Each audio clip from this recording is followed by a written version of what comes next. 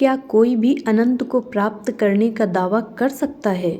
यदि असलियत का एक कण भी मिल जाए तो वह इतना दुर्लभ है कि उसके बदले में संसार भर की धन संपत्ति भी नगण्य है।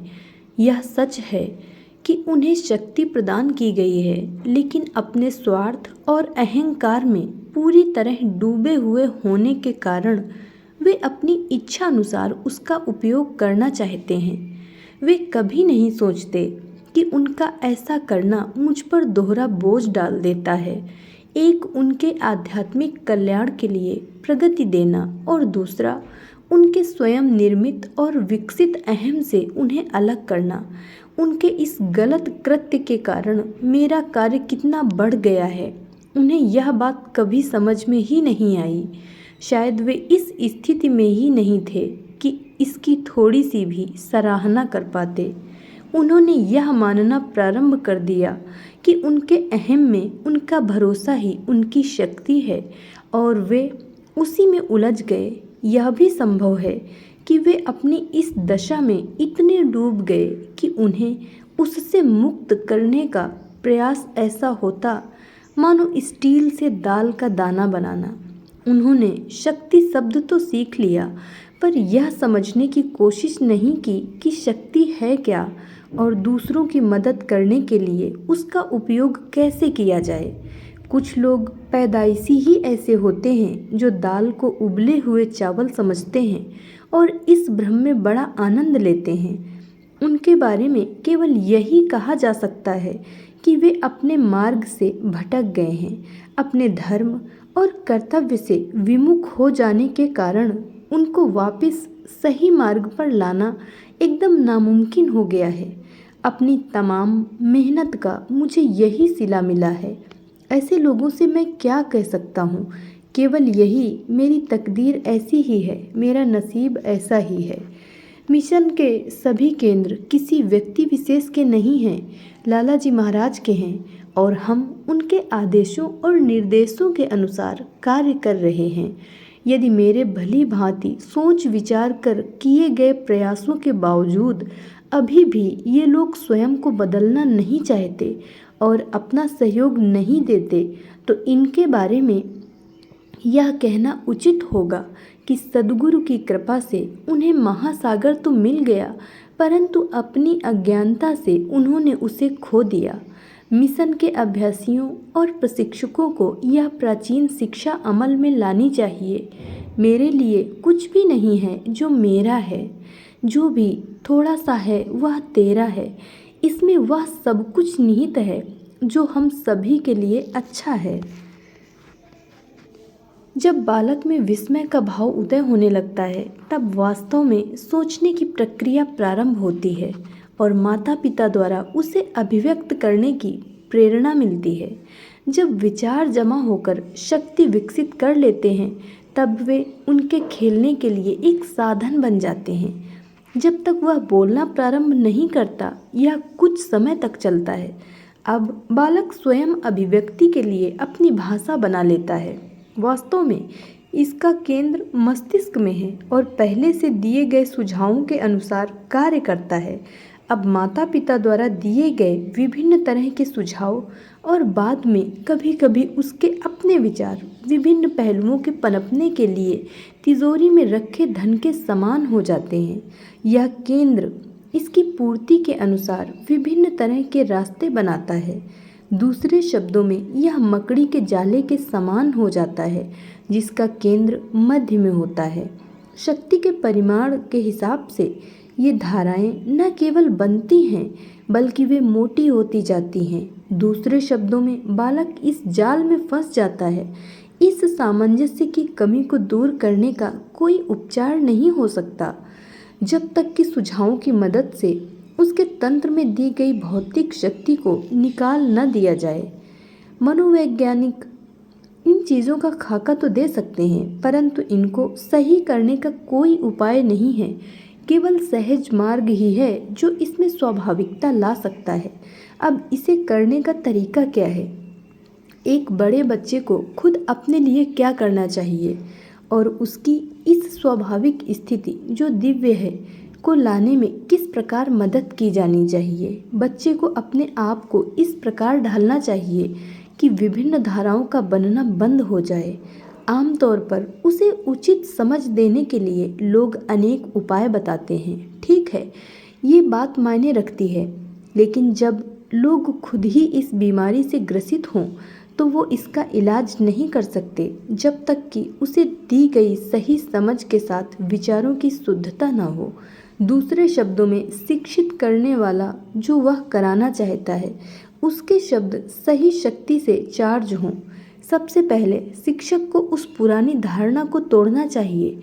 उसके बाद ईंट और गारे के बिना एक नया भवन अर्थात धारणा बनानी चाहिए। यही वह सहायता है जो बढ़ते हुए बच्चे को ऐसे वातावरण में उपलब्ध करानी चाहिए। अब आगे का कार्य सहज मार्ग का है, जैसा प्रशिक्षक करते हैं। मस्तिष्क की कोशिकाएं हर एक प्रकार के विचार के लिए भंडार हैं और हर कोशिका के मध्य में उसका केंद्र है। वे केंद्र में बनी असली छापों को खींचते हैं ताकि धाराओं को उनके बढ़ने के लिए आपूर्ति न मिल सके। जब हम केंद्र को स्पर्श करते हैं तो यह इसका स्वाभाविक प्रभाव है। इसके बाद हमें क्या करना है? धाराएं तो नहीं रहती, लेकिन कुछ नमी बनी रहती है, क्योंकि विचार रूपी जल उनमें से कुछ समय तक प्रवाहित हुआ है। उसके लिए भी उपाय वही है। उनमें सामंजस्य स्थापित करने की जगह उन धाराओं को तोड़कर जमीन में समतल कर दें। इसके बाद कुछ और होता है। जब ये प्रभाव केंद्र में प्रवेश करते हैं तो अपने आप को बनाए रखने के लिए वे एक प्रकार की बिजली पैदा करते हैं। निश्चय ही विचार वहाँ हैं और विचारों का स्वागत करने की आदत भी वहाँ है।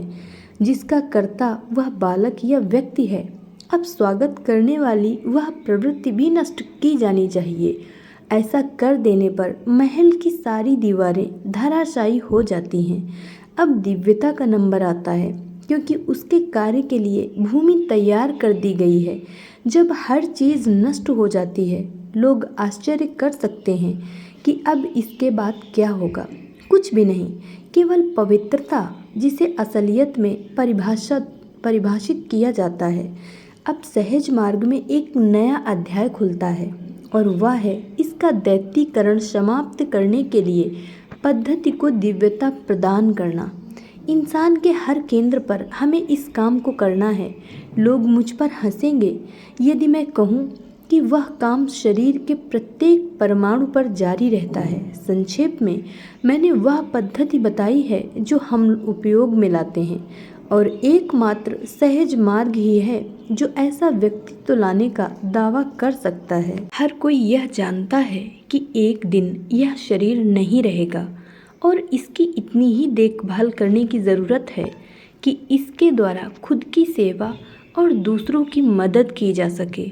यदि अध्यात्म के मामलों में लोग मेरी मदद नहीं ले सकते तो कम से कम शरीर से संबंधित मामलों में तो मदद लेने दीजिए। हालांकि शारीरिक रूप से मैं काफ़ी कष्ट झेल रहा हूँ, फिर भी आप थोड़ा और कष्ट दे दें तो क्या फ़र्क पड़ता है।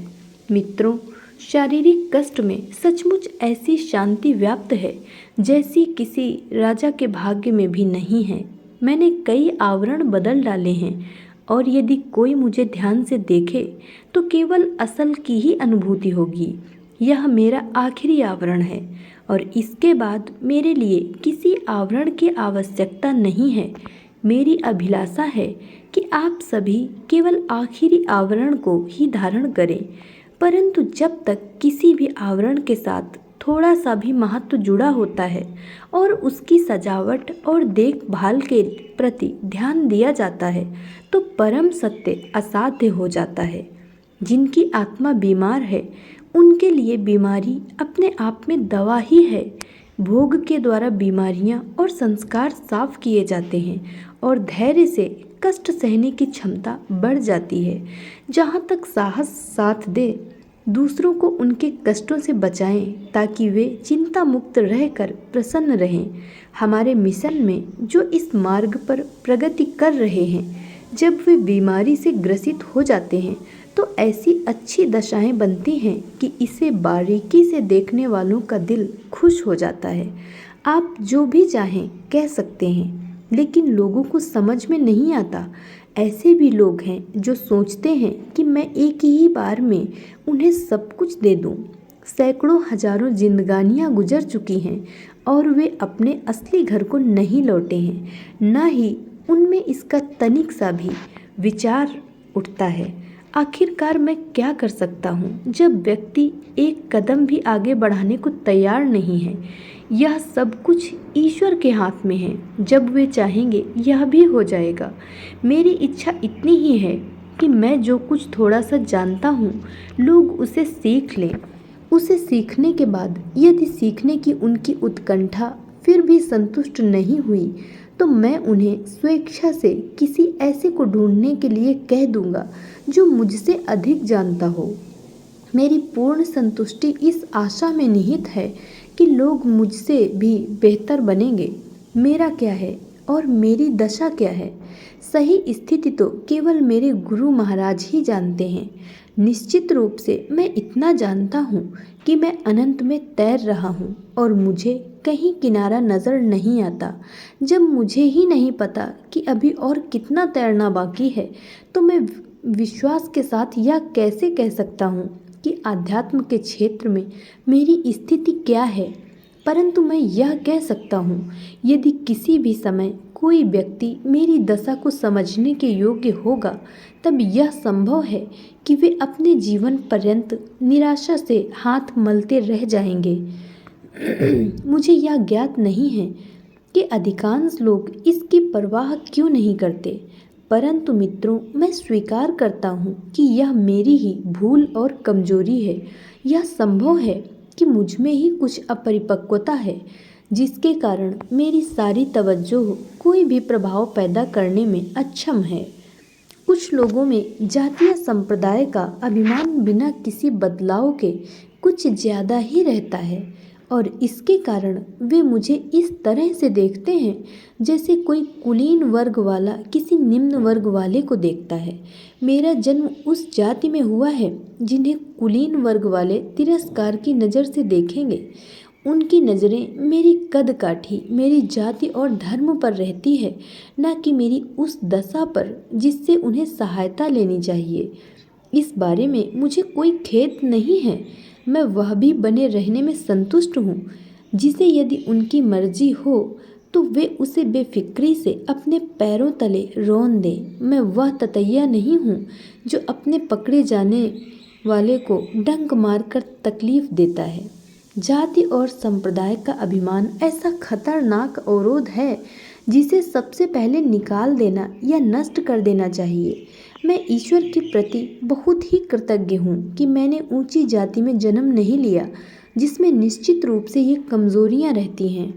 संत कबीर ने सच ही कहा है, ऊंचे पानी ना टिके नीचे ही ठहराए, नीचा हो तो भरिए पिए ऊंचा प्यासा जाए।